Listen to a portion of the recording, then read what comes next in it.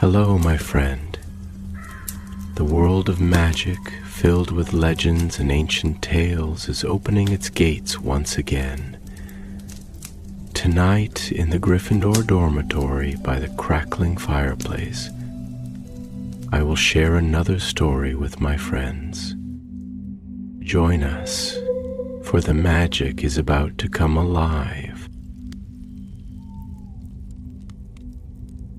The winter wind howled around the towers of Hogwarts, sweeping across the turrets and whistling through cracks in the stone walls like a lonely song. Snow lay thick upon the castle grounds, glittering silver beneath the moonlight.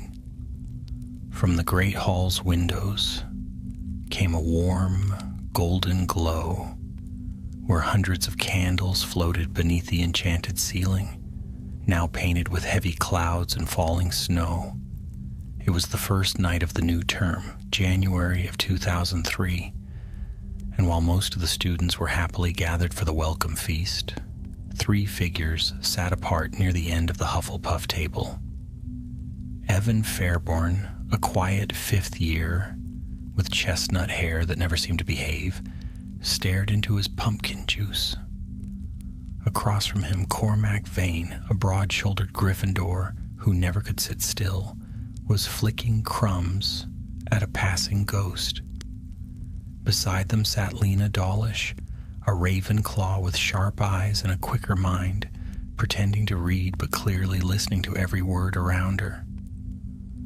"You'll never guess what the ghosts are saying," Cormac muttered, leaning in.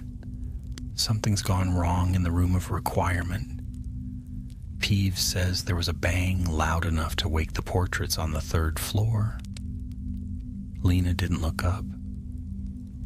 "Peeves says a lot of things.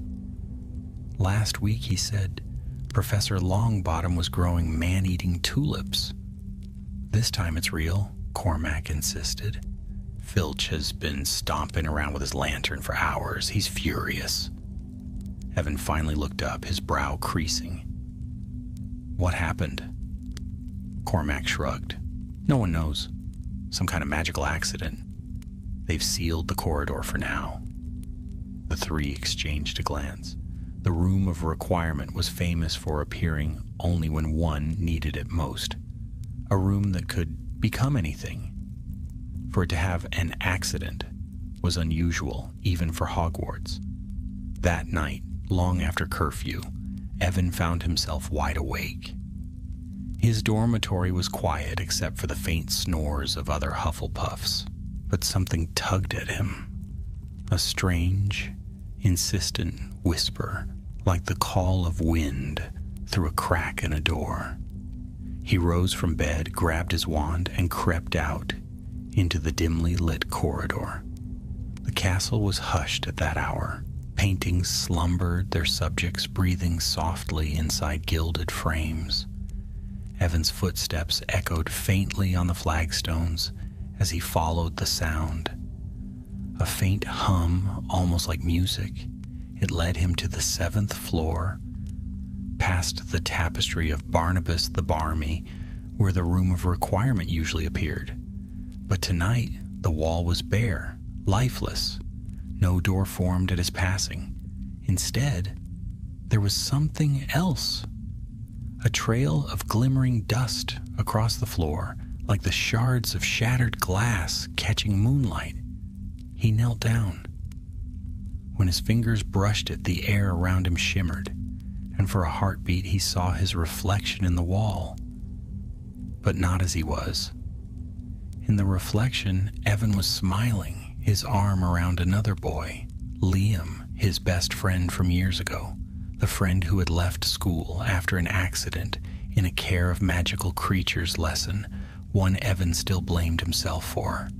He blinked. The vision vanished. Only the cold wall remained. The whisper came again, soft as breath. "Find us." He stumbled back, heart hammering. Something was wrong. Deeply wrong. He turned and ran, robes flying behind him, down staircases that moved sluggishly in the night, past sleeping portraits that muttered drowsy complaints.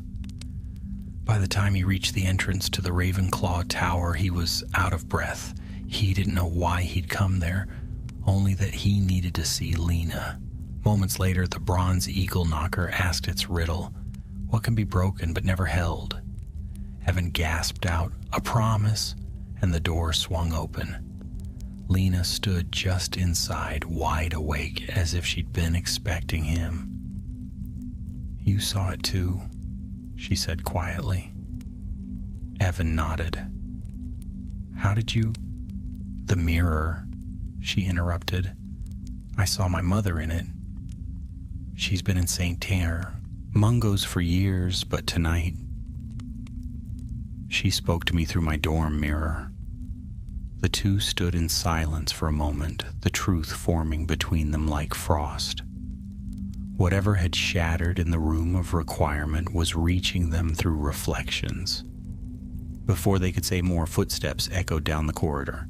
Cormac appeared, his hair tousled, his wand lit. "I knew you'd be up," he hissed. "Look what I found." In his hand was a shard of glass, small, jagged, and faintly pulsing with silver light. Evan's breath caught. "Where did you get that?" "Outside the trophy room," Cormac whispered. "It was just lying there, humming like it wanted to be found." Lena stepped closer, cautious. "That's not ordinary glass, it's enchanted.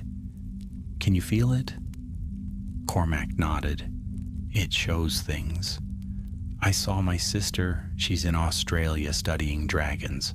But when I looked in it, she was right there, asking me why I left her behind." The shard flickered in his hand, and for a moment all three of them heard faint laughter, sweet and terrible, echoing in the corridor. Then the light died and the shard went cold. Evan looked from Cormac to Lena, unease settling deep in his chest. "Whatever this is," he said softly, "it's not just broken glass." Lena's eyes gleamed with both fear and fascination. "No," she whispered, "it's a piece of the mirror of Erist." The three friends stood frozen as the castle seemed to sigh around them, its old stones shifting like something vast had awakened beneath their feet. Far away, deep under the castle, another shard pulsed faintly in the dark, waiting to be found. And the whisper came again, faint but clear this time. "Find us, and we will make your heart whole again." The following morning dawned gray and cold, the lake frozen into a mirror of ice. From the great hall windows, the snowy grounds glowed pale in the early light. Students shuffled sleepily to breakfast, wrapped in scarves and house-colored gloves, their chatter rising in bursts of laughter and yawns. But at one of the Hufflepuff tables, Evan Fairborn sat in silence, staring into his porridge as though it might hold answers. Across from him, Cormac Vane was pretending to eat, though his eyes kept drifting toward his school bag, where the shard was hidden inside an old sock. Beside them, Lena Dawlish was uncharacteristically quiet, her quill tapping nervously against the edge of a notebook. "What do we do with it?" Evan asked under his breath. Cormac leaned closer. "Keep it secret, obviously. If McGonagall finds out, they'll just lock it up. And then what? We'll never know what it really is." Lena shot him a sharp look. "You want to keep something that whispers at night and makes you see dead people?" "Brilliant idea, Vane." "It's not evil," Cormac said defensively. "It just shows what you want, like that mirror Harry Potter found years ago." "That mirror was destroyed," Lena reminded him. "Dumbledore said it was too dangerous to keep whole. And now somehow pieces of it have come back." Evan swallowed, his voice soft. "Maybe they were never truly gone." They all looked at him. He didn't meet their eyes. He was thinking of what he'd seen last night. Liam's face, alive and smiling. the way it had been before everything went wrong. The memory tightened his chest. Before any of them could say more, Professor Longbottom strode past their table, his robes dusted with dirt from the greenhouses. "Good morning, all," he said warmly. "You three look like you're plotting something." Lena managed a weak smile. "Just homework, Professor." Longbottom chuckled. "Plotting how to finish it, I hope. Care of magical creatures this afternoon. Dress warmly, we're working with snow manticores." As he walked away, Cormac muttered, "We're doomed." But Lena was no longer listening. Her eyes had flicked toward the staff table. Headmistress McGonagall was speaking quietly with Professor Flitwick, and both looked unusually grave. At the far end, Hagrid was frowning into his tea, shaking his head. Something was wrong, and the professors knew it. That afternoon, the three met again near the edge of the lake. Snow fell in soft flakes around them, muffling their voices. Cormac pulled the shard from his bag. Even in daylight, it shimmered faintly, as if lit from within. "It's colder today," he said, rubbing it between his gloved fingers. "Feels heavier, too." Lena crouched beside him, wand in hand. "Let's test it. Simple detection charms first." She murmured an incantation, and a thin blue light traced the shard's edges. Symbols shimmered across its surface. Strange runes neither of them recognized. "Those aren't standard enchantments," Lena said, frowning. "They're old. Possibly pre-Hogwarts." Evan looked uneasy. "So it's not just part of the Mirror of Erased?" "It might have absorbed something else," she said thoughtfully. "A charm or a curse. Whatever shattered it, changed it." Cormac sighed. "All right, genius. What do we do?" Before she could answer, the shard trembled in his palm. The air grew suddenly cold. A thin voice whispered through the wind, clearer now than before. "Bring us together." Evan flinched. "Did you hear that?" Lena's eyes widened. "Yes. It's calling to something. Or someone." Cormac's hand shook. "Maybe we should get rid of it." But before any of them could move, the light within the shard flared.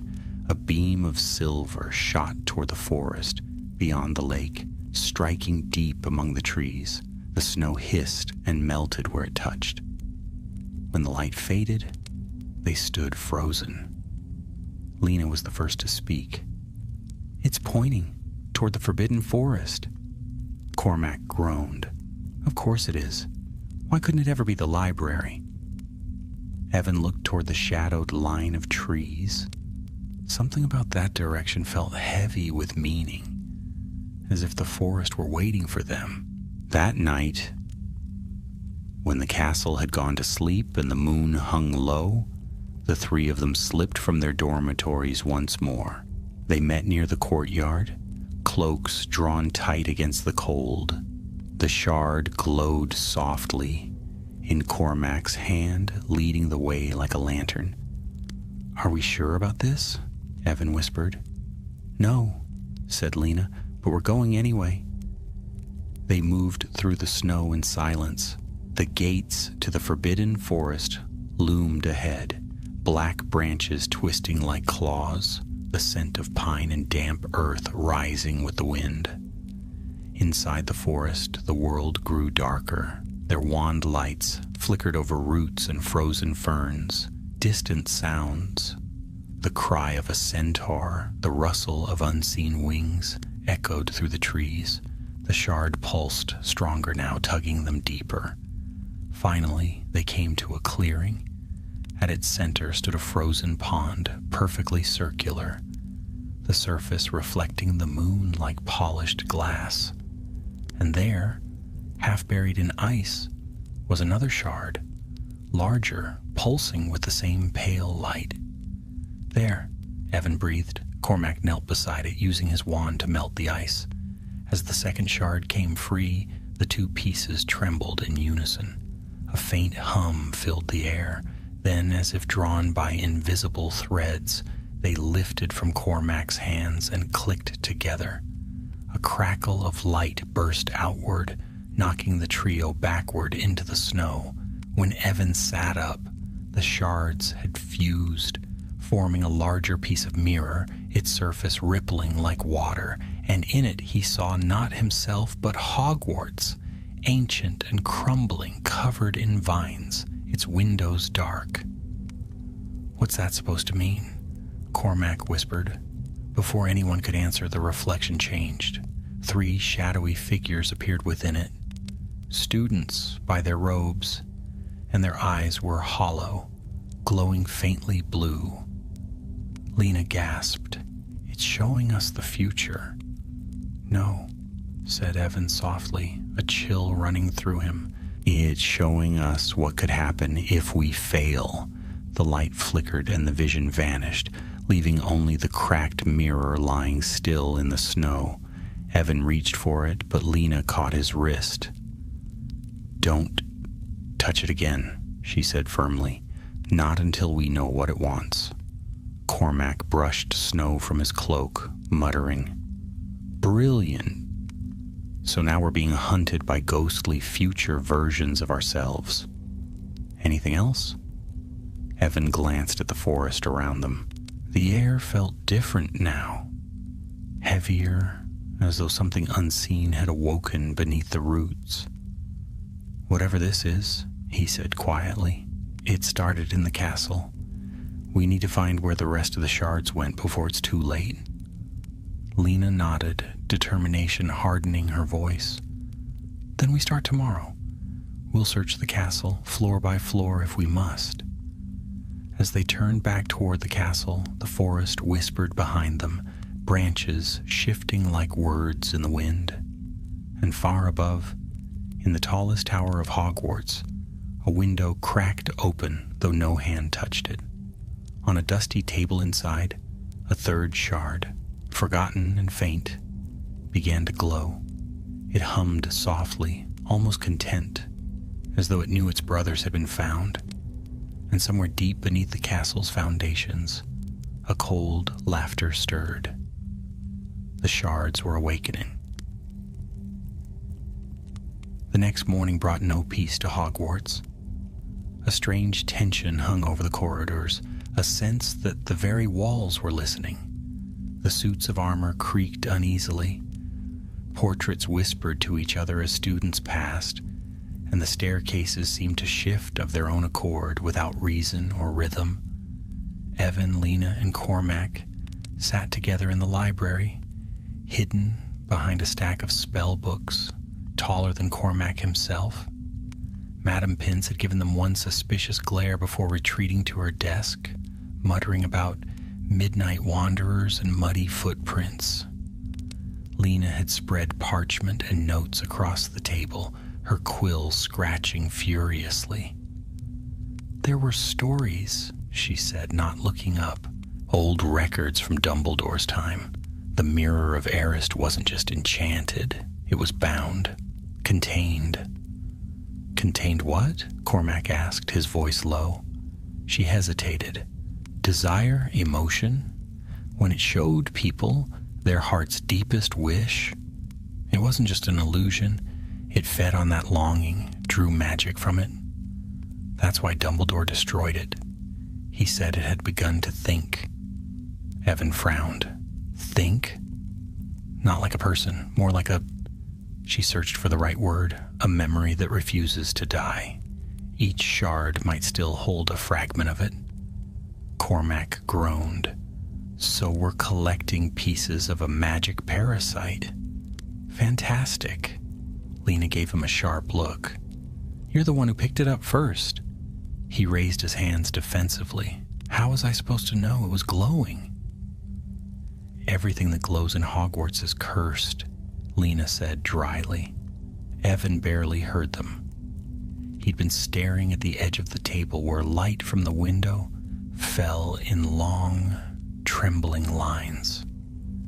Every time his eyes unfocused, he saw a glimmer there, like the reflection of someone standing just behind him. When he turned, no one was there. He spoke softly. What if it's trying to make us find the rest? What if that's what it wants? Lena's quill stopped. It might be, but we can't let it reassemble itself, not completely. There's no telling what would happen. The library clock struck noon, echoing through the aisles. The three looked at one another, and an unspoken agreement passed between them. They would search again that night. The castle changed after dark. It always had, but now it seemed alive in a different way. The torches burned lower, the shadows stretched longer, and the portraits in the corridors whispered warnings they couldn't quite understand. Evan led the way with his wand held high. They began near the charms corridor, where rumors said students sometimes heard music when no one was there. They had just passed the tapestry of dancing witches when Lena suddenly stopped. Do you hear that? It was faint at first, a soft humming, like someone singing under their breath. The sound came from an old classroom ahead. They pushed open the door. The room was empty except for a few desks and a cracked blackboard. Moonlight streamed through the window, falling upon the floor in silver bars, and there, hovering in midair near the far wall, was a third shard. It spun slowly, scattering light like water. Cormac stepped forward, eyes wide. That's it. Wait, Lena hissed. Something's wrong. The air around the shard shimmered, and for a moment the entire room rippled like a reflection disturbed by a drop of water. The walls vanished. In their place appeared a field of tall grass swaying in summer sunlight. Evan's breath caught. He knew this place. It was the meadow where he and Liam used to meet after lessons back before everything changed. He could smell the grass, hear their laughter echoing through the air. Evan! Lena's voice was distant. Don't move! But he couldn't help it. He took one step forward, then another.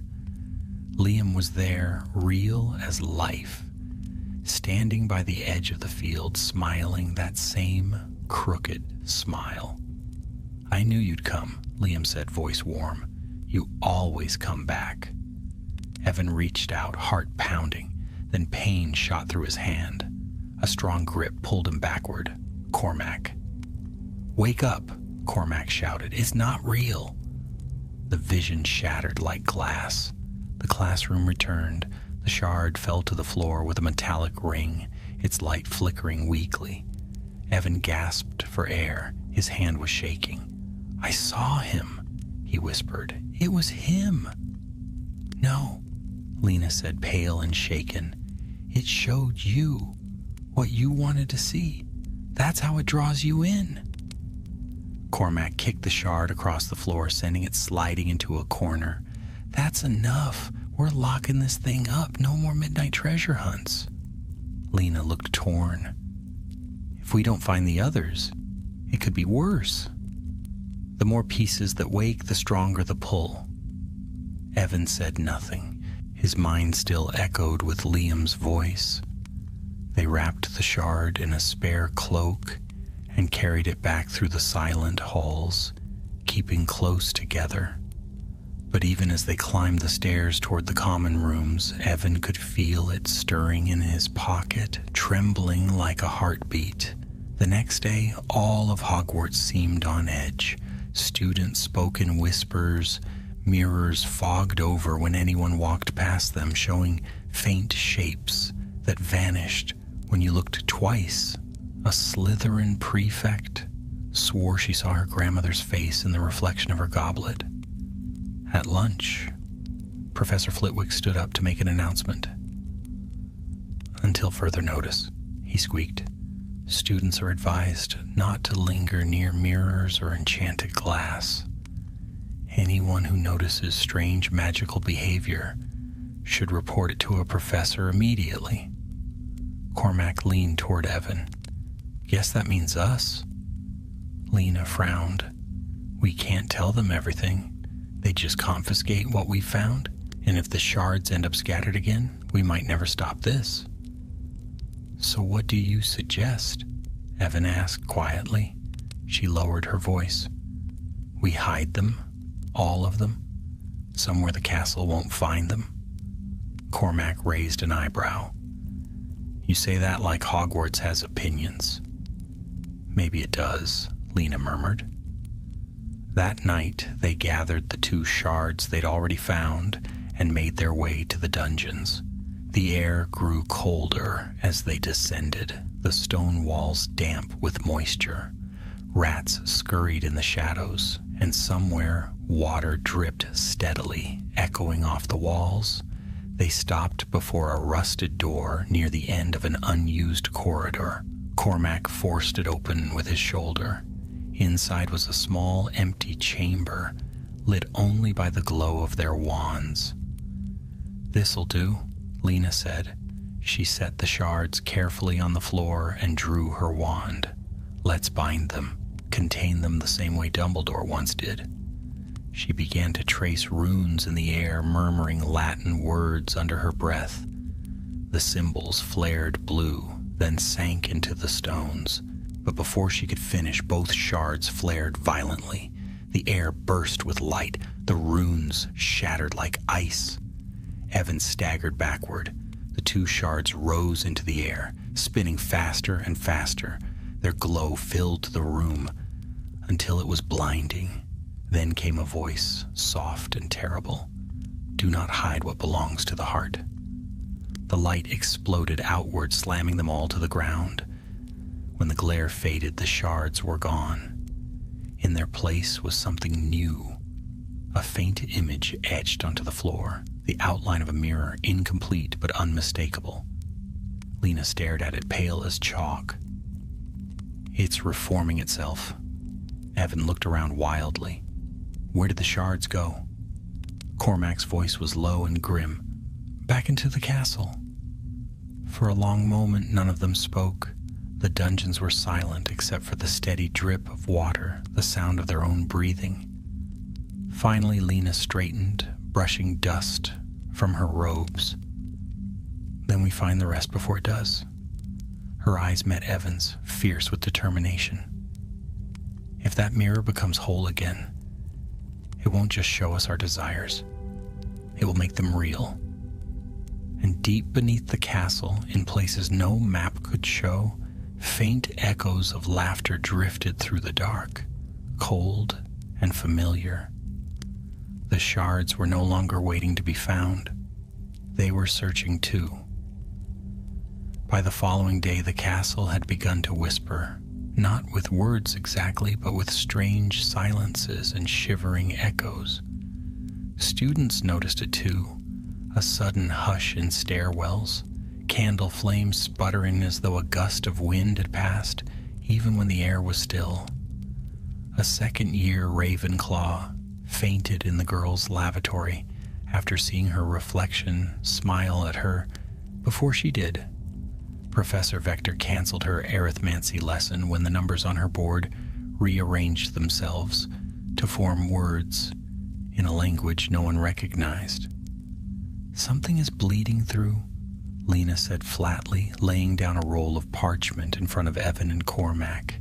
They sat in a forgotten corridor beneath the charms classrooms, just beyond the reach of any patrolling prefects. Evan scanned the parchment, a series of drawings and notes, diagrams of mirrors, runes, and references to old magical theories. What is this? An experiment, Lena replied, voice low. I think the shards are attracted to strong emotion, regret, longing, grief, and when they fuse, the power they emit affects not only the person holding them, but the space around them. They're warping Hogwarts. Cormac raised an eyebrow. How do you even know this stuff? Lena gave him a look. I read. Of course you do, he muttered, but not unkindly. Evan leaned closer to the diagram. You think the castle itself is changing? I think it's being tempted, Lena said. The mirror of Arist once drew people to it. Now the shards are doing the same, Siu, but with pieces scattered, their influence is fractured, unstable. The more that fuse, the stronger the pull will be. Cormac glanced over his shoulder, lowering his voice. So what happens when it finishes reforming? Lena hesitated. I don't know, but we can't let that happen. They began searching in earnest that day, not just for shards, but for clues anywhere they might be hidden. Every hallway and classroom, every moving stair and hidden passage was fair game. Lena charmed a bit of parchment to map the places they'd already searched, which now floated behind them like an obedient sheet of paper.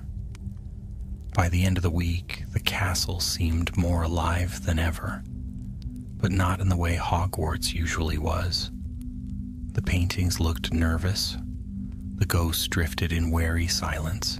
Even Peeves, who usually thrived on chaos, had been unusually absent, seen only once floating upside down over the entrance hall, muttering to himself about mirrors with teeth. It was late Friday evening when their efforts bore fruit again. They had gone up to the North Tower, the one used for divination, under the pretense of borrowing dream journals from Professor Trelawney. The tower was mostly deserted, save for the scent of incense and the occasional flickering of crystal balls. It was Evan who found the next shard. He'd wandered into a side room smaller than the rest, where moonlight filtered in through stained glass windows. Dust filled the air in faint golden motes. On a small pedestal near the far wall, nestled among a pile of faded star charts, sat a jagged shard of mirror. This one was longer than the others, curved slightly like a crescent moon. It shimmered with a faint purple hue. Evan approached slowly, heart thudding. As he reached for it, the air around him warped. He felt as if he had stepped into a dream. Not asleep, not awake. The walls melted away, and in their place appeared a street from his childhood, lamplit and quiet with frost on the cobblestones. He stood on the edge of the memory, invisible, watching a younger version of himself sitting alone on a bench, face pale, shoulders hunched. He knew this night. It had been just after Liam's departure. Evan had stayed outside until midnight, hoping the owl he never sent would fly to Liam on its own, but none had come. The boy on the bench whispered something into the cold, something Evan had long forgotten, and then began to cry silently, wiping his eyes as if afraid someone might see. "Poor thing," said a voice behind him. Evan spun. A woman stood just outside the vision, tall and cloaked in gray. Her face was hidden in shadow. "So much pain, all tucked away," she said softly. "Who are you?" Evan asked. A memory, a reflection, perhaps more. Her voice was not threatening, but it made his skin prickle. "You've touched 3 pieces now. You've begun to see. The mirror does not lie, Evan. It shows truth you would rather forget." "This isn't truth," he said. "It's pain. They are one and the same." The vision began to fade, the street dissolving into swirling mist. The woman stepped backward and vanished before he could speak again. The room returned. Evan stood alone before the shard, breath shallow. He picked it up carefully, hands trembling. The mirror felt heavier than the others, colder. He wrapped it in his scarf before leaving the room. When he returned to Lena and Cormac, both immediately noticed the change in his expression. "You saw something," Lena said. Evan nodded slowly. "Someone was there. A woman." "Another illusion?" Cormac asked. "I don't know," he replied. "She said I was beginning to see." That night, they gathered the 3 shards in the room of hidden things, an old version of the room of requirement used to store lost and forgotten objects. Among broken furniture and dusty cabinets, they found a space beneath an overturned wardrobe and placed the pieces side by side. The shards trembled faintly as if drawn toward each other but did not fuse. 4 more to go, Lena murmured, and the castle will only grow stranger. She was right. By Sunday, a group of students had to be rescued from a corridor that looped in on itself. Mirrors in the girls' bathroom on the 4th floor were covered with black cloth after 3 students reported hearing their names whispered when they brushed their teeth. Even worse, the astronomy tower had been sealed off entirely after a Slytherin 6th year had fallen into a trance during a stargazing session. He now lay in the hospital wing, eyes open but unseeing. Evan passed the boy's bed on the way out of the wing that evening. Madame Pomfrey was giving him a sleeping draft, but it didn't seem to work. "He's not asleep," she whispered to herself. "He's waiting." That word stuck in Evan's mind as he returned to the common room. Waiting for what? Later that night, after curfew, the trio met again in the room of hidden things. Lena had brought a new theory. The mirror may not just show desires, she said. It may be trying to become desire itself. It's drawing strength from every regret in the castle, every secret wish. That's why we're seeing more activity. "So it's feeding?" Evan asked. She nodded. "Every time someone gives in, stares too long into a reflection, follows a voice, touches a shard, the mirror grows stronger." Cormac frowned. "Then we stop it, find the last 4 shards and destroy them."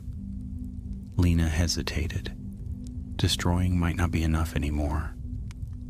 She unrolled a scroll across the floor, an old yellowed document marked with the ministry seal. "I found this in the restricted section," she said. "It's an account of the first time the Mirror of Arist was moved from its original location. It took 5 oars and a team of unspeakables. One of them wrote that the mirror tried to reflect itself through other surfaces. Windows, puddles, even the eyes of those who looked into it too long." "That's mad," Cormac muttered. "Is it?" Lena whispered. "We've already seen what it can do with just a few pieces." Evan looked down at the shards beneath the wardrobe. Their glow pulsed softly in the dark, like a heartbeat beneath the floor. "We're running out of time," he said. Outside wind howled past the stone windows. Somewhere a mirror cracked, not shattered, just a fine spider web of lines across its surface, as if something behind it were pressing to get through. The mirror was no longer waiting. It was beginning to remember itself. By the following week, it was no longer a matter of searching for the shards. It was a matter of avoiding them. The castle had changed, not all at once, not in the way a corridor might vanish or a staircase might swing, but in slow, creeping ways that made one question whether it had ever been normal at all. Walls whispered when students passed. Reflections lingered just a moment too long in polished wood and goblets and glass. And worst of all, the mirror pieces had stopped hiding. They wanted to be found now. It was a Tuesday when the 4th shard made itself known. A first-year girl in Slytherin had been the first to see it, nestled among the roots of the whomping willow. No one quite knew what possessed her to approach the tree, especially in the middle of winter, but when she came running back with wide eyes and a shallow gash across her arm, she wasn't crying about the willow. "It spoke to me," she whispered to Madame Pomfrey. It said it could bring him back. No one knew who him was. Lena heard about it before supper. She, Evan, and Cormac slipped out of the great hall while the others were busy fussing over dessert. Snow had begun to fall again, light and dry, coating the grounds in a crisp white layer that crunched beneath their boots. The whomping willow loomed ahead, its bare branches groaning in the wind.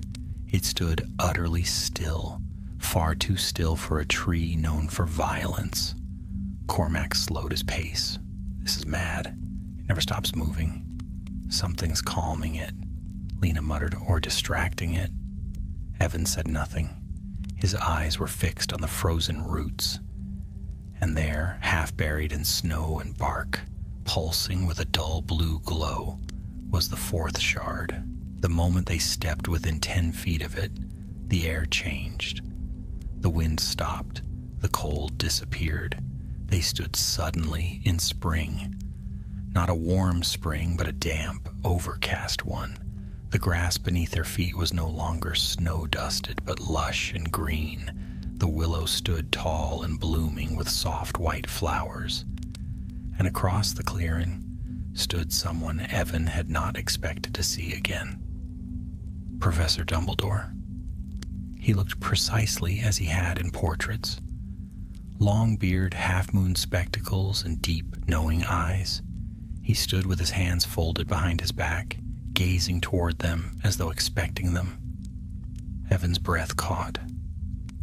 Cormac stepped back. "This isn't real," Lena whispered sharply.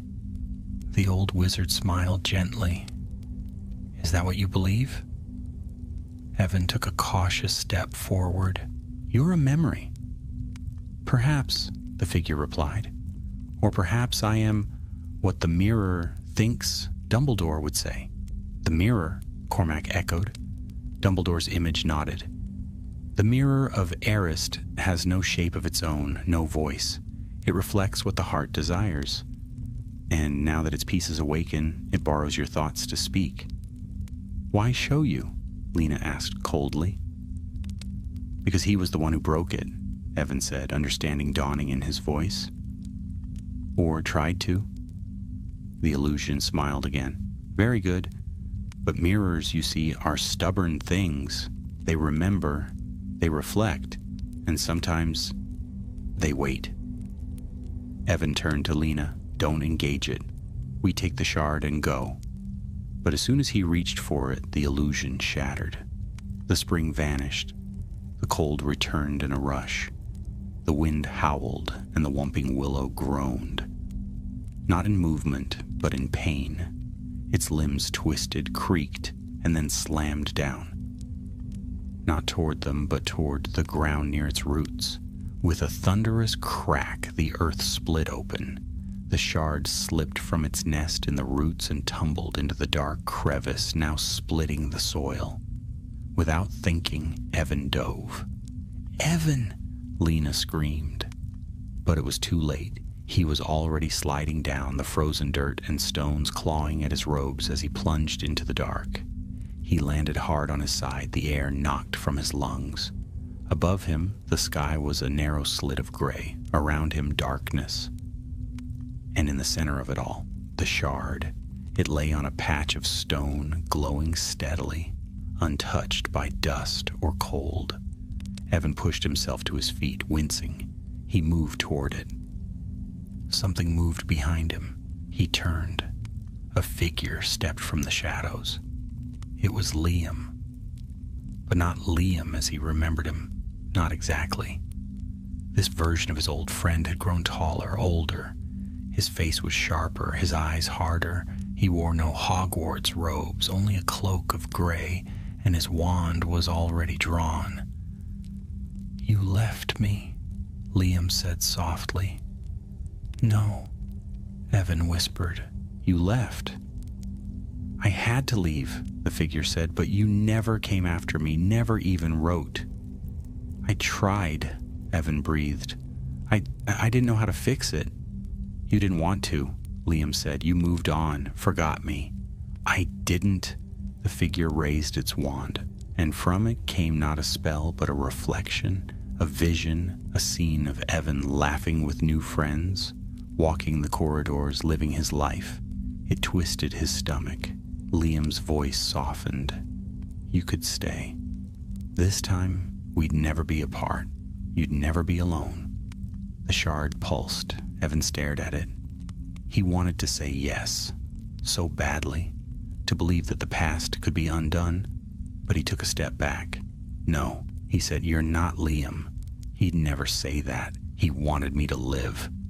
The illusion flickered. Evan raised his wand. You're a lie, just like the rest.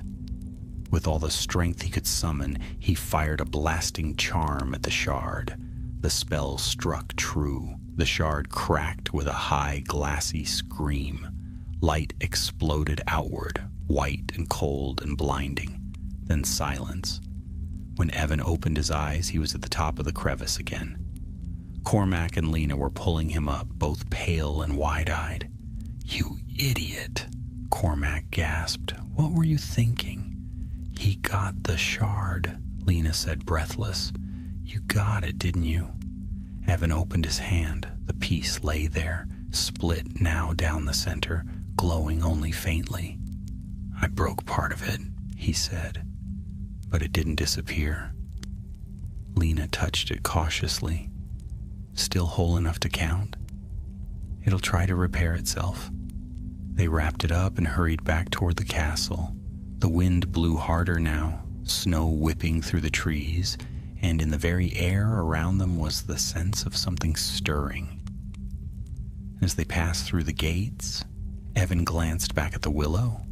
It stood motionless again, its branches frozen mid-sway. But in the cracked bark near its base, a sliver of frost gleamed, shaped like a mirror's edge.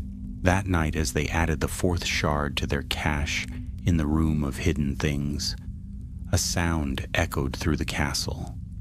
A soft chime, like a bell struck far beneath the earth.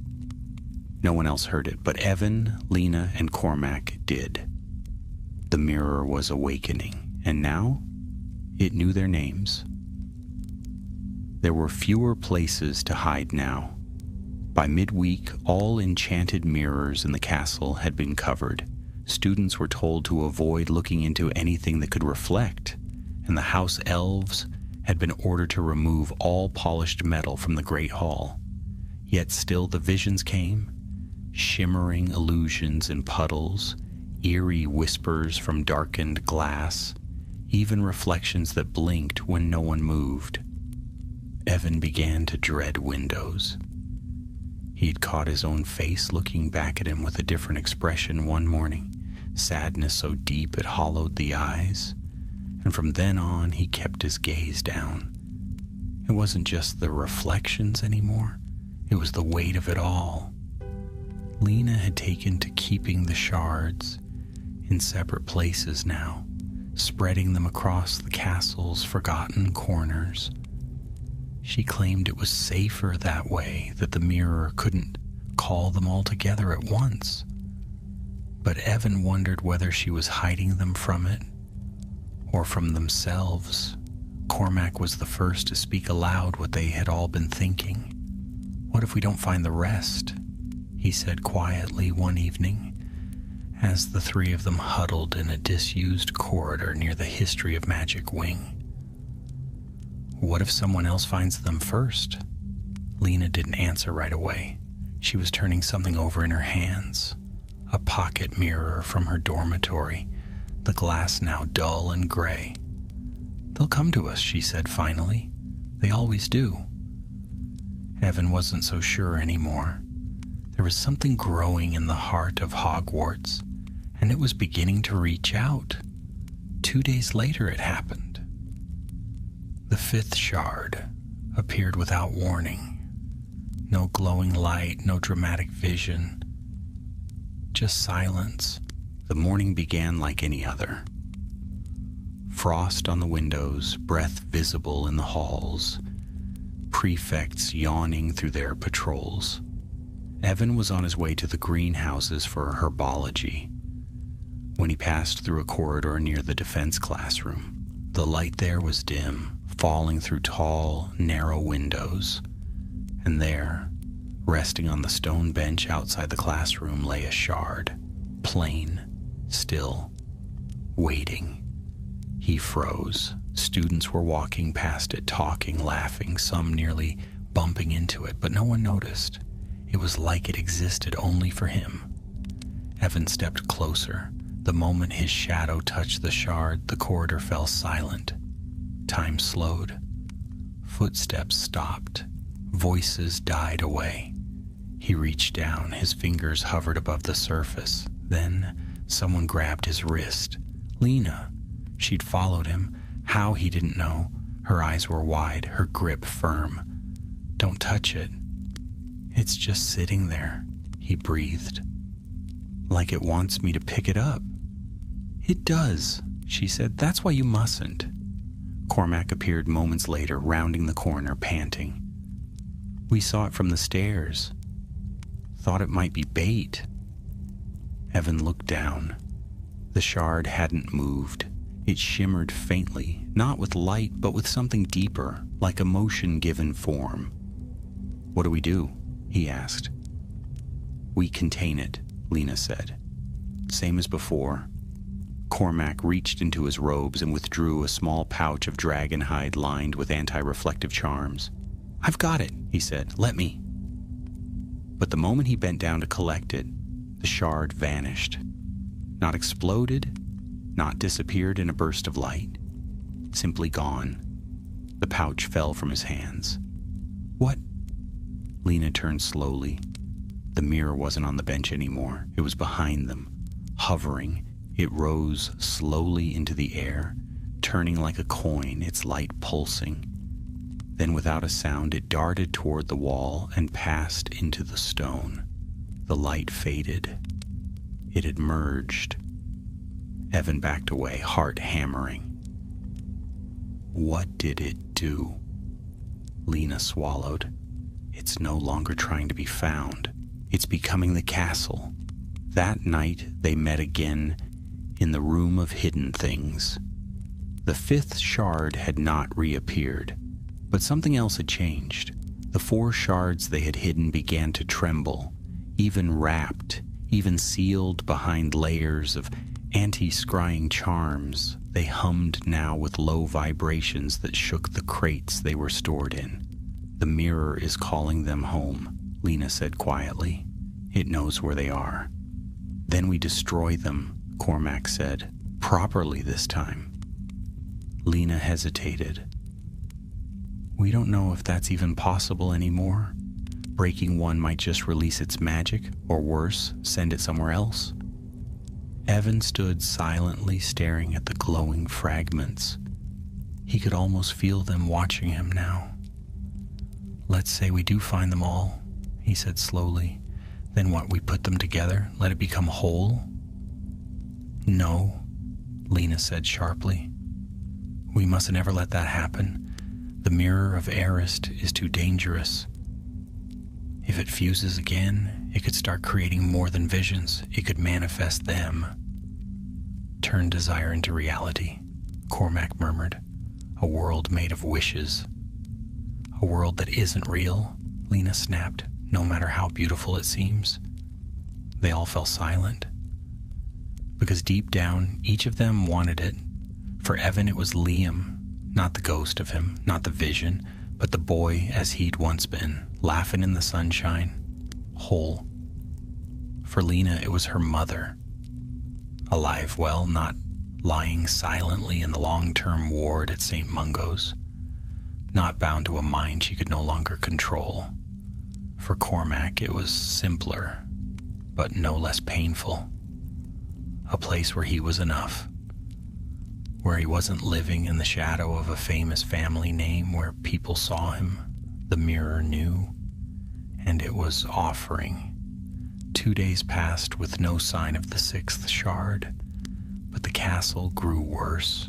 More corridors folded in on themselves. A student became lost for 3 hours in a room that no longer existed once she emerged. Portraits screamed without warning. Professor Bin stopped mid-lecture and began muttering in a language none of the students recognized. McGonagall closed off the 5th floor entirely. Hogwarts was no longer safe. And still, the mirror whispered. Evan began dreaming again of warm spring days, of hands he hadn't held in years, of voices that had been silenced. He woke each morning with the ache of what could have been. One evening, as they passed the trophy room, Lena stopped dead in her tracks. "What is it?" Evan asked. She pointed. In the gleaming surface of the Quidditch Cup from 1996, a single crack had formed, fine, sharp, and unmistakably shaped like a lightning bolt.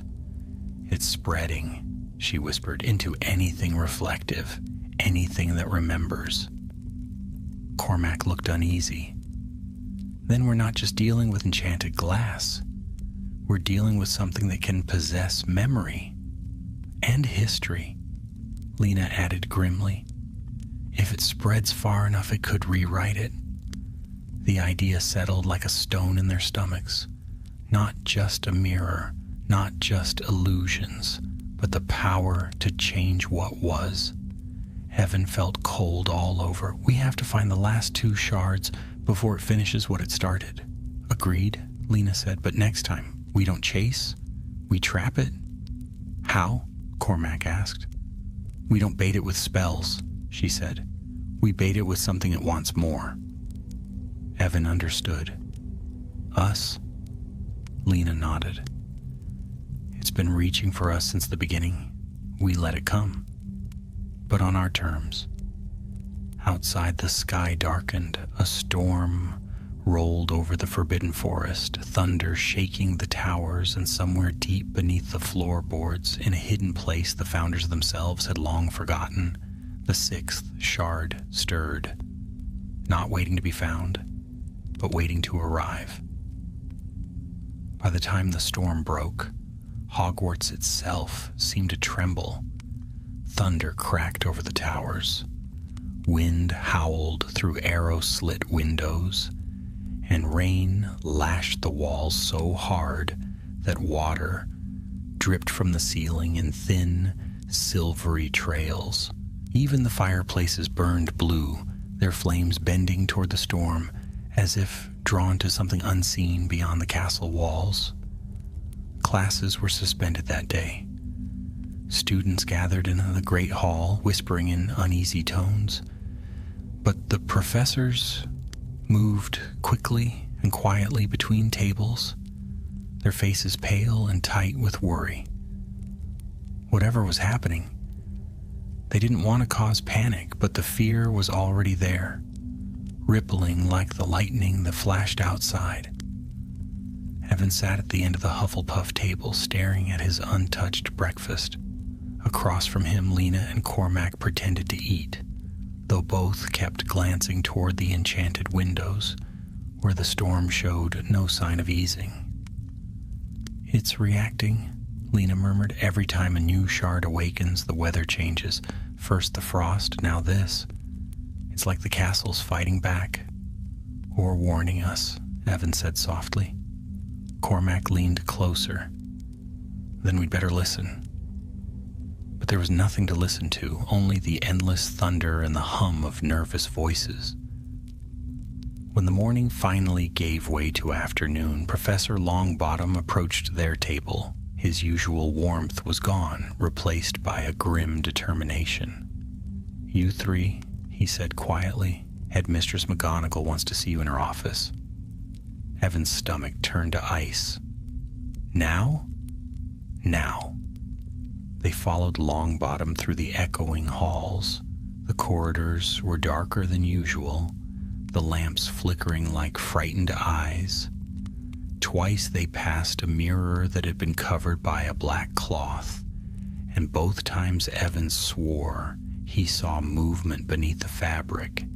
When they reached the headmistress's office, McGonagall stood at the window, arms folded, her face lit by the faint glow of the storm, Professor Flitwick and Hagrid were there too, along with 2 ministry aurors in dark cloaks. "Sit down," McGonagall said briskly. "We've much to discuss." The 3 obeyed. McGonagall turned to face them, her expression stern but not unkind. "I believe you know something about the disturbances occurring within the castle. Magical traces indicate that you've been near at least 4 of the anomalies we've detected. Would you like to tell me why?" Lena opened her mouth, but McGonagall raised a hand. "And before you attempt to conceal anything, understand this. Hogwarts itself has been whispering your names." Evan felt the air go still. "How much do you know?" McGonagall asked. Lena exchanged a look with Evan and Cormac. There was no use hiding it now. She spoke quickly, clearly, explaining everything, from the night of the first shard to the most recent discovery. She described the visions, the whispers, the way the mirror pieces seemed to think. She even mentioned the illusion of Dumbledore, though she hesitated when speaking of Liam. When she finished, silence filled the office. Flitwick's eyes were wide behind his spectacles. "Fragments of the mirror of Arist," he said softly, "but it was destroyed. Every record states as much." "Destroyed," McGonagall said, "does not always mean gone." One of the aurors, a tall witch with silver streaks in her hair, spoke next. "If what these students say is true, then the shards are feeding on emotional resonance, desire, grief, love. That would explain the atmospheric disruptions." "Then how do we stop it?" Longbottom asked. The auror frowned. "We may not be able to, not without all the pieces in one place." Evan's voice broke through the heavy quiet. "That's what it wants." McGonagall's gaze sharpened. "Explain," Evan swallowed. "The mirror wants to be whole again. It's drawing the shards together, using us, anyone who's lost something, to find them. If we bring them all together, it'll finish what it started." Flitwick nodded gravely. "And if we don't, then it will come to us," Lena said. "The last 2 shards will find their way here, no matter what we do." The headmistress turned toward the window again, lightning flashing across her face. "Then we must prepare for that eventuality." She faced them once more, her eyes fierce. "If you're right, you 3 have become its focus. It's chosen you, which means you may also be the ones who can end this." Cormac stared at her. "End it? How?" "By doing what Hogwarts was built to do," McGonagall said quietly. "Protect its own." She handed Lena a parchment sealed with the Hogwarts crest. "This is a pass for restricted access. You may use the library's archives in any locked chambers necessary. Professor Flitwick will accompany you to the sub-basement tonight. You may find something useful there. Go, and take care." That night, the 3 of them descended into the castle's lower depths. Few students ever went so far down, even the ghosts avoided it. The staircases narrowed, the air grew colder, and the torches burned green instead of gold. Flitwick led the way, wand raised. "This part of the castle predates the founders themselves," he said softly. "These rooms were built on older foundations, Roman, perhaps even older. If the mirror's magic took root here, we may find its source." They reached a door of solid iron, sealed with 7 locks. Flitwick murmured a series of spells, and the door groaned open.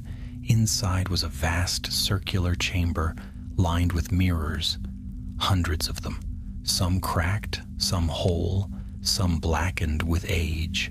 Their surfaces glimmered faintly in the torchlight, and for a moment Evan thought he saw faces, dozens of them, staring back. "This was once the Chamber of Reflection," Flitwick explained. A place for magical experimentation. Many of these mirrors are imbued with emotion-based enchantments. They've been dormant for centuries. But they weren't dormant now. The moment they stepped inside, the mirrors began to hum, low and resonant like the echo of distant bells. The air trembled. Evan's heart raced. "Professor..." Before he could finish, one of the mirrors nearest the far wall rippled. Its surface darkened, and a hand pressed against the inside of the glass. Flitwick stepped forward, wand raised. "Back!" he shouted. "All of you!" The hand pushed harder. The glass cracked. Then, with a deafening shatter, a torrent of silver light burst from the mirror, swirling like a storm. Shards of glass flew in every direction, and in the center of the chaos floated a sixth fragment, large, gleaming, perfect. It hovered above the floor for a heartbeat. Then, as if recognizing them, it turned toward Evan. He froze. Lena grabbed his arm. "Evan, don't!" But it was too late. The shard shot forward, and before he could raise his wand, it struck him square in the chest. Light exploded through him, white, blinding, endless. He felt everything at once: sorrow, joy, love, fear, longing, every memory, every desire, every regret he had ever buried. The world melted around him, replaced by a blinding corridor of reflections stretching into infinity. He stood at its center, surrounded by versions of himself, each living a different life. One where Liam never left, one where he'd confessed his feelings, one where none of this had ever happened. And the mirror's voice, soft, coaxing, terrible, whispered through the air. "Choose." Evan fell to his knees, clutching his chest as the storm outside raged harder, because the mirror wasn't just showing him dreams anymore. It was asking him to make one real. For a long, dreadful moment, Evan could not breathe. His lungs burned with the light that had burst into him, and the world spun like a wheel of glass. The reflections around him shimmered, each one a living thread of what could have been. He could see himself walking through the Hogwarts courtyard in summer sunlight, with Liam at his side, laughing at nothing at all. Another vision showed him years older, standing among rows of aurors, his name spoken with respect. A third showed his parents, alive, proud, their faces full of warmth instead of the weary silence that haunted them now. Each reflection pulsed softly, waiting for his touch. The voice came again, low and smooth as a ripple on still water. "All you must do is choose one world, one heart's wish. The others will fade like dreams upon waking." Evan raised a trembling hand. "You're not real," he whispered. "Reality," the voice replied, "is simply what one refuses to let go." He stumbled backward, clutching his wand. The corridor of mirrors rippled as though alive, each version of himself stepping forward, mouths moving in silent pleas. Some begged, some smiled, some offered comfort. "Evan," one said, it was his own voice, softer, braver. "Haven't you suffered enough? Don't you want peace?" He squeezed his eyes shut. "This isn't peace. It's a trap." He thought of Lena, of Cormac, of the trembling hum of magic beneath the school. He thought of McGonagall's lined face, proud even in fear. He thought of Liam, not as the mirror wanted him to remember, perfect and unchanged, but as he truly had been, flawed, funny, full of mistakes and light and life. When he opened his eyes again, he said firmly, "No." The corridor cracked. The reflections screamed, the sound shattering into the air like thunder. The glass beneath his feet splintered, and then everything went black. He woke on the cold stone floor of the chamber. Lena was kneeling beside him, tears streaking her face. Cormac stood guard a few feet away, wand raised toward the trembling shard that floated just above the ground, dim now but still alive. Professor Flitwick lay against the far wall, dazed but breathing. "Evan!" Lena gasped, gripping his shoulder. "Stay still. You were... Merlin, we thought you were gone." He sat up slowly. His body ached, and his chest burned with a faint silver mark where the shard had struck him. "It spoke to me," he said hoarsely. "It showed me everything I wanted." Lena nodded. "That's what it does. It digs into you, but you fought it." "Barely." Cormac pointed at the shard. "It's still moving." "What do we do?" Flitwick stirred, his tiny frame trembling as he pushed himself upright. "Contain it," he croaked, "now before it finds another host." Together they began the containment spell. Lena traced a ring of runes around the shard. Cormac added layers of binding wards, and Flitwick whispered an incantation so old it made the torches gutter. Evan joined them, channeling his strength into the circle. For a moment, nothing happened. Then the air cracked with energy, and the shard screamed, an awful metallic wail that vibrated in their bones. But the circle held. Slowly, the light dimmed until the fragment hung motionless, trapped within the runes. When the sound faded, they all collapsed to the floor. Flitwick wiped sweat from his brow. That was far too close. Lena sat beside the circle, breathing hard. 6 shards now, she said quietly. Only one left. Evan rubbed the scar on his chest, which still shimmered faintly beneath his robes. "It's close," he murmured. "I can feel it." "You're sure?" Cormac asked. "Yes, it's calling." Flitwick frowned. "Then we must act quickly. If the 7th joins the others, there may be no stopping it. The mirror will reform, and no magic we possess can unmake it again." They carried the contained shard back to the headmistress's office under cover of night. The corridors were empty, yet the shadows felt alive, stretching and twisting in the torchlight. Once inside, they sealed the fragment in a silver chest, layered with protective enchantments. McGonagall listened in silence as they described what had happened. When Evan finished, she said in a low voice, "The last shard must not fall into our hands. If it completes itself, even accidentally, the mirror will cease to be an object. It will become a force, one that could reshape the world, with every wish whispered into it." "And if we destroy this one?" Lena asked, pointing to the chest. McGonagall shook her head. "Then the others will awaken to avenge it." "No, Miss Dawlish. The only path left is to find the 7th piece and bind it before the others awaken." Evan clenched his fists. "Then that's what we'll do." For 2 days they searched. The castle seemed to guide them now, corridors opening where they should not, staircases leading them to forgotten chambers. It was as if Hogwarts itself wanted this finished. On the 3rd night, as the moon rose full and pale, Evan dreamed again. He stood in the great hall. The candles floated high above, unlit. The long tables were empty, and at the far end stood a mirror so vast it touched the ceiling. Its frame was made of intertwining gold and silver, pulsing faintly like veins, and in the center of the mirror's surface was a single crack, sharp as lightning.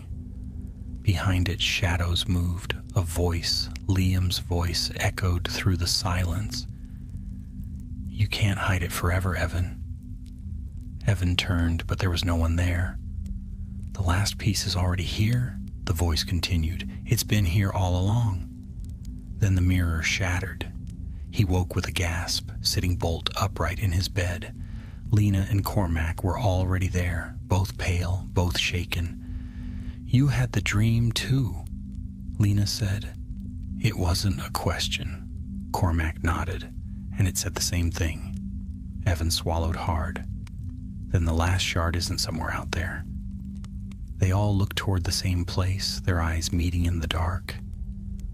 "The castle," Lena whispered. "It's inside the castle." At dawn, they went to the great hall. The storm had passed, leaving behind a strange stillness. The sky beyond the enchanted ceiling was streaked with gold and violet, but no sun had yet risen. The hall was empty. No students, no teachers, only silence and the faint scent of old wax and dust.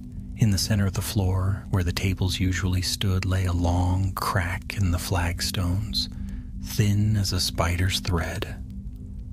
Evan knelt beside it. "Here." Lena's wand light revealed faint reflections within the stone, like water beneath glass. As they watched, the crack widened. A glow seeped from below, faint at first, then growing stronger, until it lit the entire hall in silver light. Then slowly, a shard rose from the crack. It was the largest of them all, shaped like the top of a heart, its light pulsing like breath. The seventh piece. Cormac raised his wand. "We have to trap it before..." But before he could finish, the silver chest in McGonagall's office, miles away, burst open. The 6 contained shards answered the call of their sibling, breaking through every enchantment that held them. In the great hall, the air shimmered as each fragment appeared in a flash of light, circling the 7th like planets around a sun. Lena cried out, "It's happening!" The shards began to fuse, edges melting, merging, forming the tall, gleaming shape of a mirror. Evan's mark flared hot against his chest. The voice came again, filling his mind.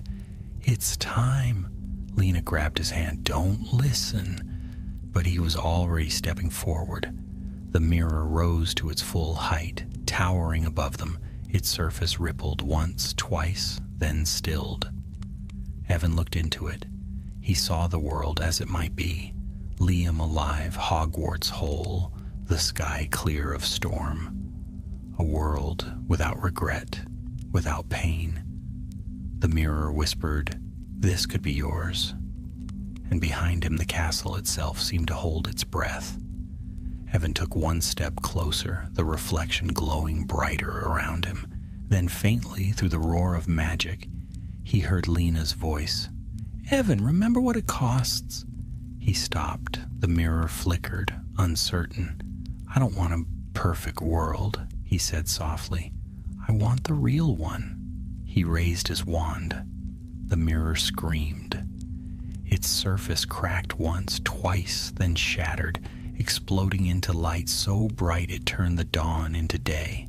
When the glare faded, the great hall was empty again. The mirror was gone.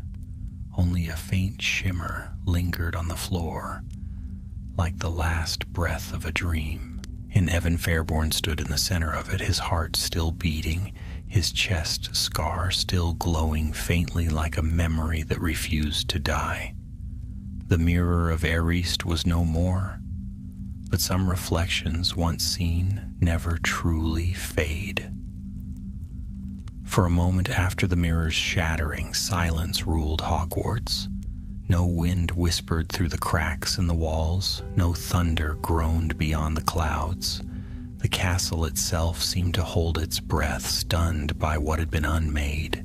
The great hall was empty, its long tables gone, its torches dimmed to pale embers.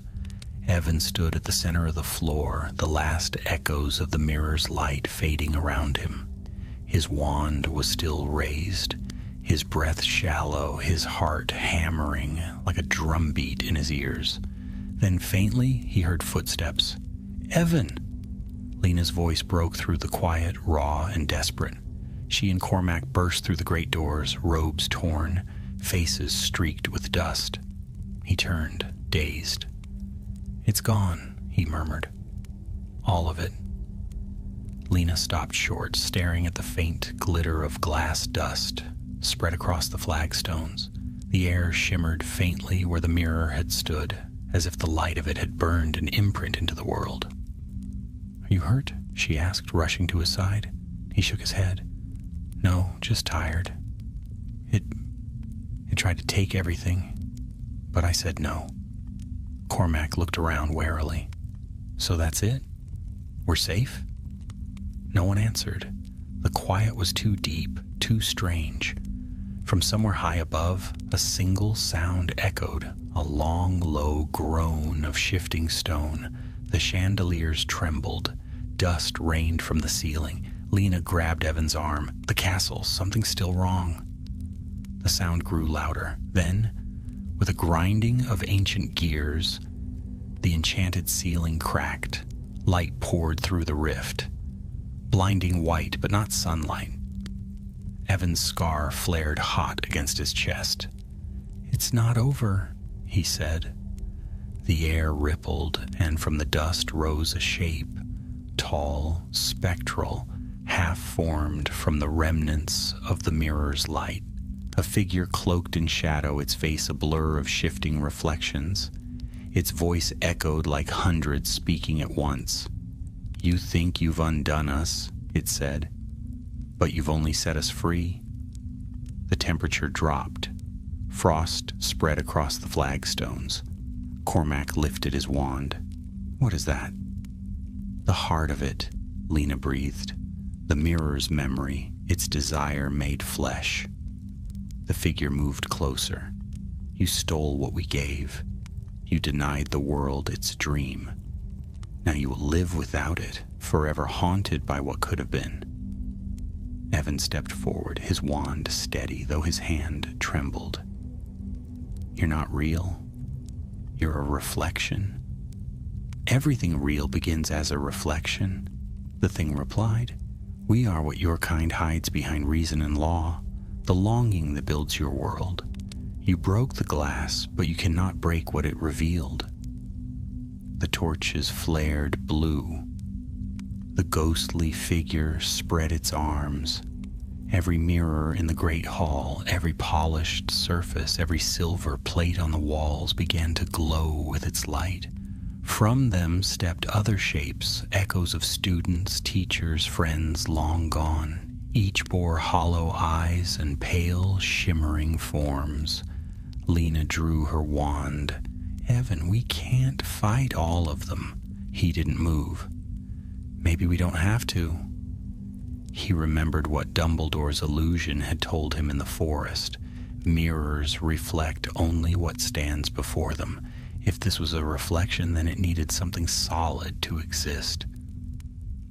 "Lena," he said quickly, "the runes you used to bind the shards, can they trap light instead of glass?" Her eyes widened. "Yes, but we'd need a focus strong enough to hold it." Evan turned toward the center of the hall. The Hogwarts crest was carved into the floor there, a massive symbol of the 4 houses. "Use that?" Cormac blinked. "You're going to use the school as a trap?" "The school's stronger than any of us," Evan said. "It's lived through every kind of magic. If it can hold the wards of the founders, it can hold this." Lena hesitated for only a heartbeat before nodding. Together they took positions around the crest. She began tracing glowing runes in the air, while Cormac raised protective charms to keep the phantoms at bay. The ghostly figure laughed, a sound like shattering glass.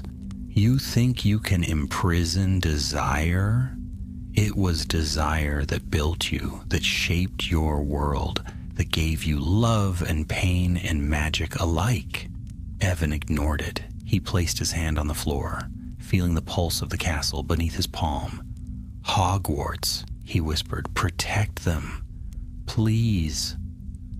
The stones glowed faintly in answer, the crest warming under his touch. The figure lunged, its form twisting, the phantom shrieking as they surged forward. "Now, Lena!" he shouted. Lena spoke the final word of the spell, and the runes blazed to life. Light erupted from the crest, sweeping across the floor in a wave of gold.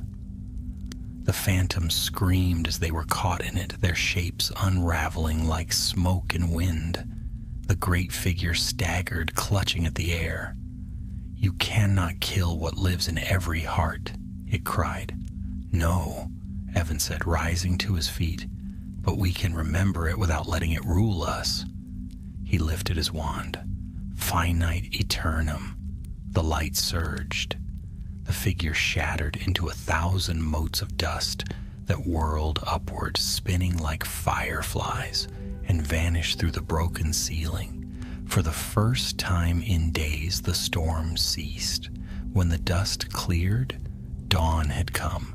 Pale sunlight poured through the shattered roof, painting the floor with gold. The great hall was in ruins, yet peaceful in a way it hadn't been for weeks. Evan sank to his knees. He felt hollowed out, like a bell after its last toll. Lena came to sit beside him, her hand brushing his shoulder. "It's over," she said quietly. Cormac stood nearby, breathing hard, his wand hanging limp in his hand. "I'll never look at a mirror again." Lena managed a faint smile. That might be wise. They sat there for a long while, listening to the wind settle. Professors would come soon, and questions would follow, but for now, the world seemed to exhale in relief. Evan looked at the glittering dust that covered the floor, each grain catching the morning light. "It's strange," he said. "I thought I'd feel emptier, losing it all, but I don't." Lena tilted her head. "What do you feel?" "Whole," he said simply. The mark on his chest still glimmered faintly, but it no longer hurt. It was only a scar now, proof that he had faced the reflection and chosen the truth. Over the next few days, Hogwarts began to heal. The broken ceiling repaired itself stone by stone. The portraits returned to their frames, chattering about the storm that wasn't quite a storm. Students whispered stories about ghosts and dreams, but none truly knew what had happened. McGonagall summoned the three of them once more, though this time her tone was softer. "The castle owes you a debt," she said, "though it will never speak it aloud.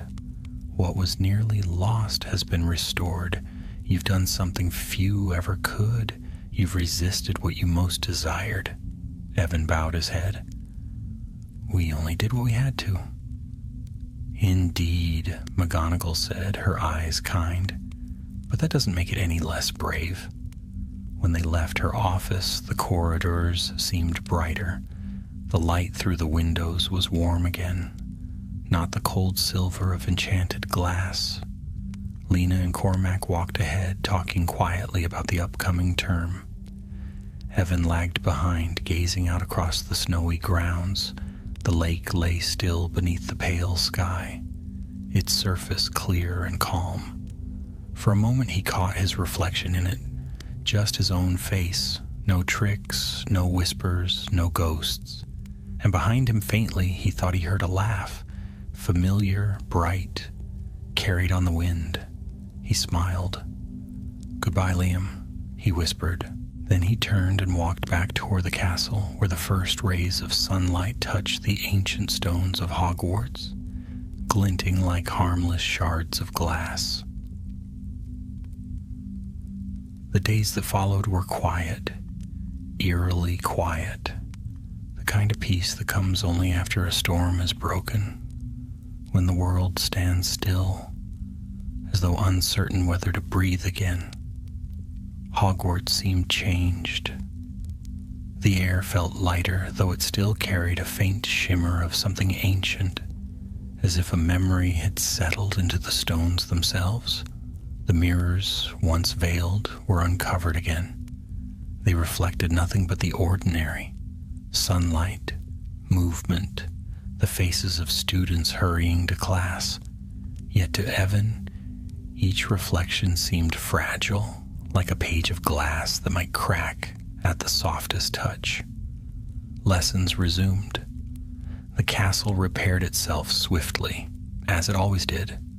Charms mended the shattered windows, Transfiguration sealed the cracks in the ceiling, and Professor Longbottom's new greenhouse sprouted bright silver flowers that glowed faintly at night.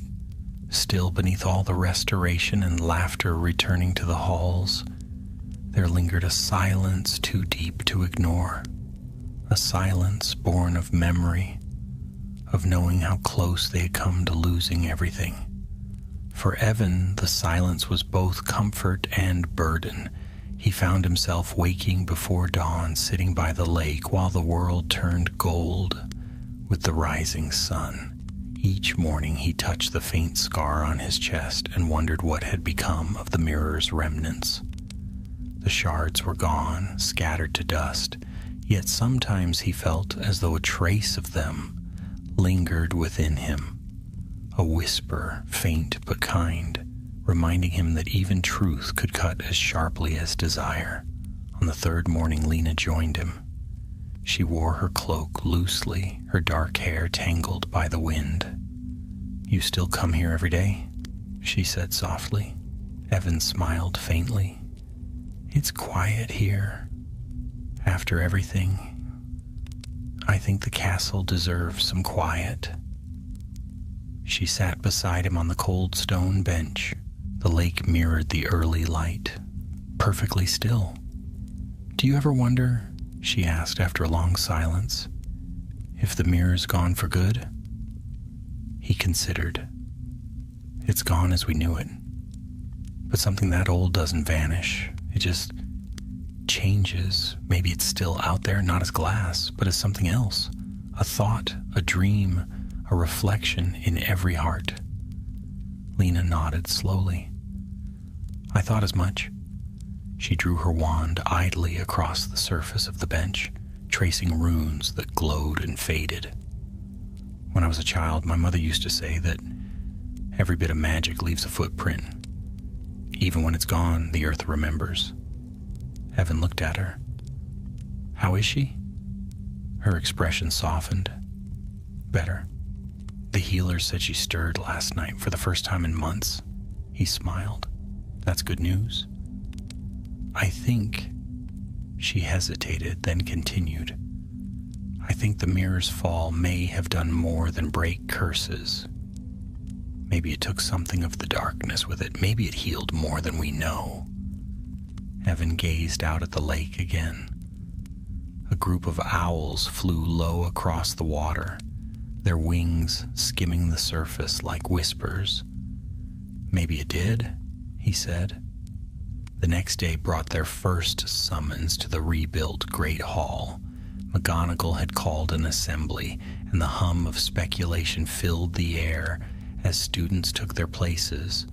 The headmistress stood at the podium, her robes immaculate, her expression firm, yet touched by something softer, pride perhaps, or relief. "Students of Hogwarts," she began, her voice echoing through the hall, "these last months have tested the courage and heart of this school. Though much of what occurred may never be written in our histories, know this: each of you stood within a place that faced great darkness and endured. That is no small thing." Her eyes lingered briefly on Evan, Lena, and Cormac, though she said nothing more of them. "In the spirit of renewal," she continued, "we will begin again. Classes will resume as before, and spring will bring new tournaments and festivals. Let this be a term not of mourning, but of remembrance and of gratitude." The hall erupted in applause. Candles floated once more beneath the enchanted ceiling, and sunlight streamed through the repaired windows. Evan felt something stir within him. Not joy exactly, but a sense of belonging, of home. When the feast began, he found himself smiling for the first time in weeks. The clatter of cutlery, the laughter of students, the soft hum of enchanted plates. It was also wonderfully normal. But amid the noise, a faint movement caught his eye. Across the hall, near the far wall, a mirror had been hung, a simple, decorative one, new and polished. For a moment it flickered. Evan's hand froze halfway to his goblet. In the mirror he saw his own reflection, but beside him, faint as breath, stood Liam, smiling. The image lasted only a heartbeat before it faded, leaving nothing but the reflection of the hall. Evan let out a slow breath. Lena noticed his expression. "What is it?" He shook his head. "Nothing, just memory playing tricks." But even as he spoke, a thought formed quietly in his mind.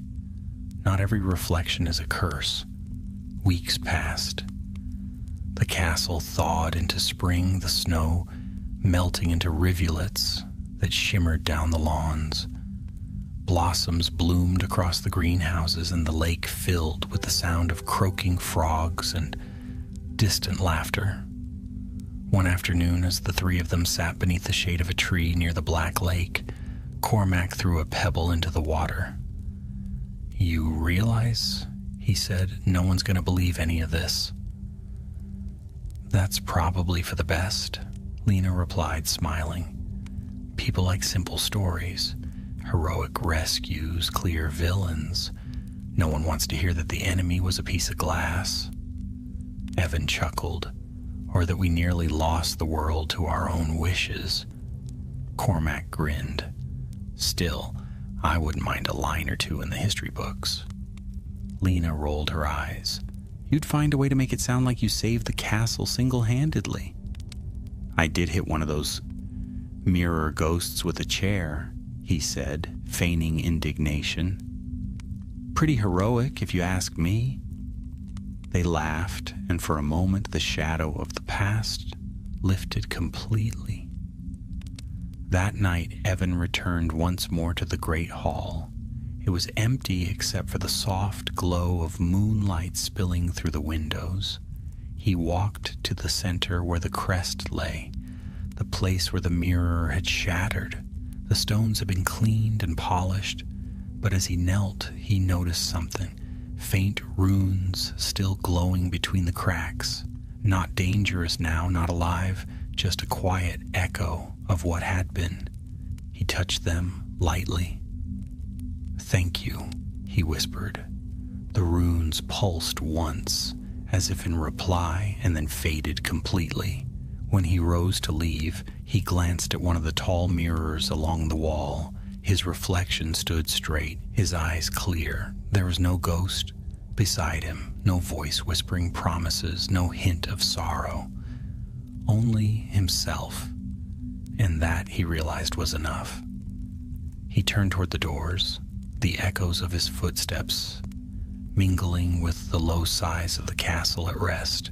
The torches dimmed as he passed, and somewhere far above, the moonlight caught on the highest tower, glinting faintly like a single shard of light among the stars. And for the first time in a long while, Hogwarts slept without dreams. Spring deepened, and Hogwarts slowly shed its winter silence. The castle came alive again with the noise of young voices echoing through corridors, the beating of wings from the owlery, and the warm scent of earth rising from the grounds. The shadows had softened, the torches burned steady and gold, and the air no longer trembled with hidden magic. But for Evan Fairborn, quiet days did not come easily. Though lessons resumed and laughter filled the halls, his mind often drifted back to what had been the light of the mirror, the reflection that had nearly consumed him, and the voice that still whispered in the farthest corner of his thoughts. He found himself returning again and again to the lake. The spring thaw had melted all the ice, leaving the water smooth as glass. He would sit there for hours, watching the ripples from the giant squid's lazy movements. Sometimes, when the wind was still, he would see his reflection smiling faintly up at him and wonder whether it was truly his own. Lena joined him most evenings, books in hand. She had taken to studying old enchantments of protection, determined to understand what had truly happened in those final moments beneath the great hall. "The castle remembers," she would say, half to herself, tracing her quill over parchment. "Magic like that doesn't disappear. It only changes form." "Do you think it could return?" Evan asked once. Lena didn't answer for a long time. "Everything returns eventually," she said at last. "Even hope, even fear." Cormac, ever the restless one, refused to dwell on the past. He threw himself into Quidditch practice, flying harder and faster than anyone else. But even he had changed. The reckless grin that once never left his face had softened. When he came down from the pitch one afternoon, he looked at Evan and said, half joking, half not, "If you ever decide to save the world again, do me a favor and give me a week's warning." Evan laughed. "No promises." As the term went on, signs of renewal crept into every corner of the school. The greenhouses overflowed with blooms. The forest hummed with strange new life, and the ghosts who haunted the castle seemed somehow gentler. Even Peeves, for a time, was quieter, though he still enjoyed dropping ink pots on unsuspecting heads when boredom struck. Yet sometimes, in the still hours of night, a faint shimmer would flicker along the walls, a ripple of light too brief to catch, too small to fear. Evan noticed it once walking back from the library and paused to listen. Nothing. Only the deep sigh of the castle settling in its sleep. He smiled faintly. "Still dreaming, are you?" he whispered to the stones and continued on his way. The weeks slipped by, and with them came the first warm days of May. The sky over the grounds stretched wide and blue, the air filled with the scent of wet grass and sunlight. Final exams loomed, but for once they carried none of the old dread. The students studied in groups beneath the trees, books open beside picnic baskets, laughter rising with the breeze. On one such afternoon, Evan, Lena, and Cormac sat together on the lawn near the lake. Cormac was carving something into a small piece of wood with his wand, a habit he had taken up lately. Lena had fallen asleep beside a stack of books, her hair falling across her face. Evan leaned back on his elbows, gazing at the sky. "Do you ever think," he said quietly, "that Hogwarts feels different now? Almost alive?" Cormac didn't look up from his carving. "It's always been alive. You're just noticing it now." Evan smiled. "Maybe. Or maybe it's just me that's changed." "Maybe it's both," Cormac said. He blew the wood shavings away, revealing the small figure he'd been shaping, a mirror, tiny and simple, but cracked clean through the middle. He handed it to Evan, a reminder that sometimes things are better broken. Evan turned the little carving over in his palm. The sunlight caught its rough edges, gleaming faintly. "Thank you," he said softly. Cormac shrugged. "Don't mention it, just don't keep it too close to your bed." Lena stirred, blinking awake. "What are you two plotting now?" "Nothing," Evan said quickly, slipping the carving into his pocket. She eyed him suspiciously, but smiled. "Good. I think the school's had enough excitement for 1 year." They laughed, and the sound carried over the lake like a spell breaking. When the final day of term arrived, the castle shone as if it knew the importance of the hour. Banners hung from the walls, bright and proud, and the air in the great hall was thick with celebration. McGonagall stood at the podium once more, the faintest trace of a smile on her lips. "Another year has passed," she said, her voice firm but warm. "And though this one has been unusual, I dare say it has reminded us all of something vital. That courage does not always mean fighting dragons. Sometimes it means standing before what you most desire and walking away." Her gaze lingered briefly on Evan, who looked down, embarrassed, though pride flickered in his chest. The feast began, and candles floated high above them, brighter than ever. Dishes appeared in shimmering waves. Laughter filled the hall, and even the portraits joined in with hearty cheers. Evan ate little, too lost in thought.